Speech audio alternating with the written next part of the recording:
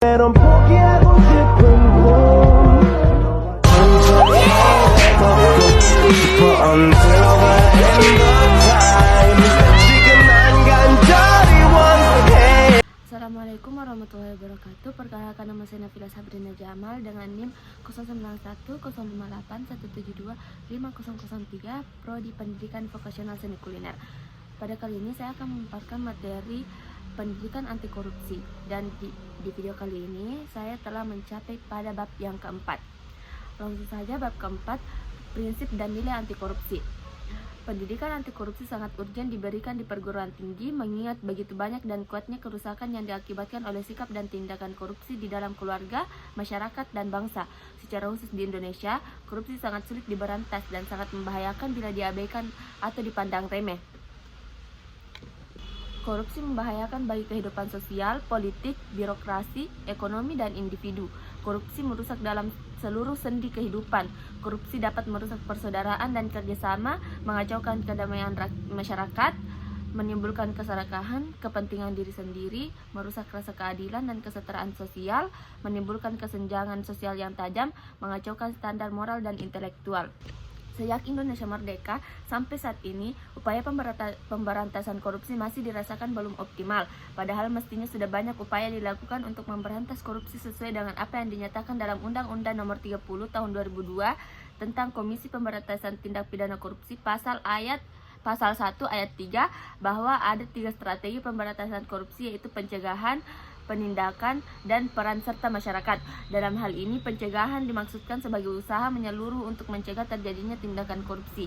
Hal ini disebut sebagai tindakan preventif dalam menangani permasalahan korupsi. Siti Uswatun Hasanah tahun 2018. Selanjutnya, akuntabilitas.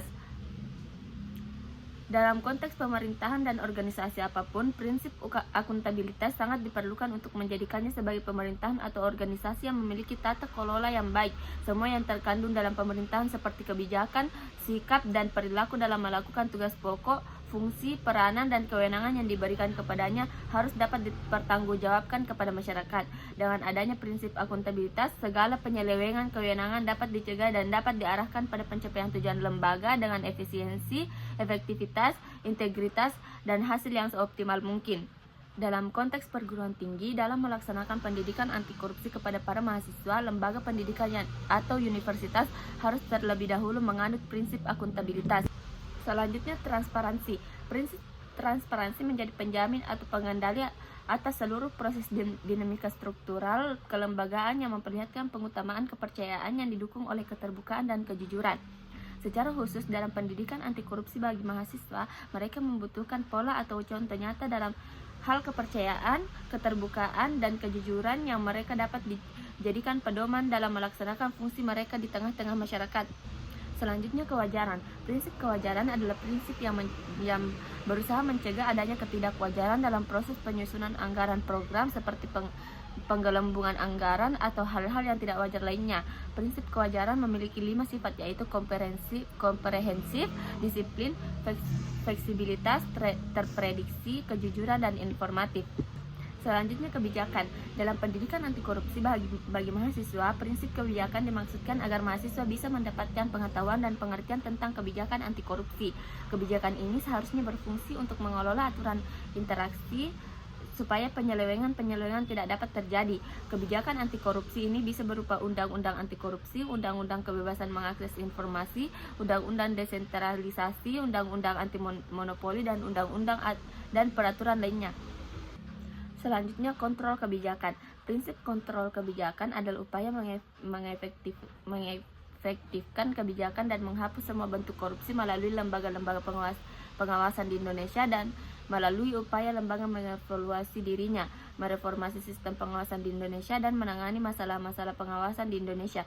Kontrol kebijakan dilaksanakan melalui partisipasi, revolusi, dan reformasi. Selanjutnya, nilai-nilai anti korupsi. Yang pertama, kejujuran. Di dalam konteks kehidupan mahasiswa, penanaman nilai kejujuran sangat urgen karena nilai ini akan berpengaruh besar dalam kehidupan keluarga, bermasyarakat, dan bernegara. Karena itu, kejujuran harus mewarnai seluruh aspek pendidikan dan pengajaran dan mewarnai budaya akademik dan etos kerja seluruh sivitas akademika perguruan tinggi. Yang kedua, kepedulian. Para pendidik harus mendidik dan melatih para mahasiswa untuk menunjukkan kepedulian terhadap proses pembelajaran, pemeliharaan sumber daya di kampus secara baik dan benar, keterlibatan dalam berbagai aktivitas yang memajukan kampus dengan berjuang untuk menghasilkan iuran atau produk ilmiah yang berkualitas. Pemimpin dan pendidik di perguruan tinggi haruslah yang pertama-tama menjadi teladan dalam memberikan teladan kepedulian. Selanjutnya, kemandirian. Kemandirian merupakan proses di mana seseorang makin dewasa dan mengurangi ketergantungan pada orang lain sehingga dia mampu melakukan tugas dan tanggung jawab secara mandiri. Proses ini sangat penting bagi mahasiswa untuk menjalani masa depannya. Mahasiswa harus belajar mengelola kehidupannya dan semua hal yang menjadi tanggung jawabnya. Dengan adanya nilai ini dalam diri mahasiswa, dia akan mampu melaksanakan semua tugas dengan mandiri tanpa ketergantungan penuh pada orang lain. Nanang T. Puspito dan kawan-kawan, tahun 2011. Selanjutnya, kedisiplinan. Kedisiplinan mahasiswa dapat dilihat dari kemampuannya dalam memanfaatkan waktu sebaik mungkin untuk mengerjakan tugas akademik dan non-akademik. Dengan cara ini, dia dapat hidup secara efektif dan efisien. Secara psikologis, orang yang disiplin selalu memikirkan untuk melakukan pekerjaan sebaik mungkin. Bentuk kedisiplinan perlu diterapkan pada semua hal, dari yang paling sederhana sampai hal yang paling rumit. Selanjutnya, tanggung jawab. Orang yang bertanggung jawab akan menolak kinerja yang merusak atau merugikan orang lain.